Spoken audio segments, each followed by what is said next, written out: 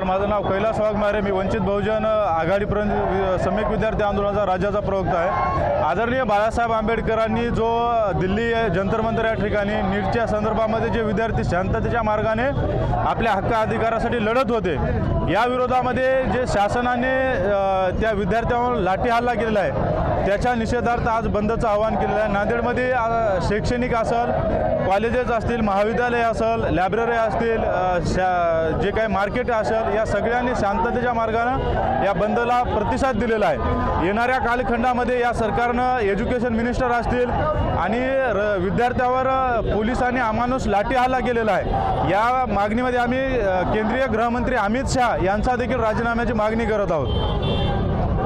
जे आंदोलन झालेलं त्या विद्यार्थ्या लाठी हल्ला केला, काही पोलिसांनी महिलांना नको त्या ठिकाणी लाठी हल्ला केला. सर, दिल्ली या ठिकाणी महिला कर्मचाऱ्यांना संविधान असं सांगते की महिला असतील तर महिला पोलिसांनी अटक करावं, अरेस्ट करावं, पण या ठिकाणी पोलिसांनी अमानुषपणे महिलांना देखील मारलेलं आहे. त्यांना नको त्या ठिकाणी हात लावलेला आहे, उचललेला आहे. याच्या विरोधामध्ये सरकारनं ॲक्शन घेतली पाहिजे. सरकार जर घेत नसेल, आमचं असंही म्हणणं आहे की त्या ठिकाणी साध्या ड्रेसमध्ये चप्पल असतील, स्लीपर असतील, सिव्हिल युनिफॉर्ममध्ये जे काही लोक होते हे पोलीस कर्मचारी होते की संघाचे हस्तक होते, हे शोधलं पाहिजे.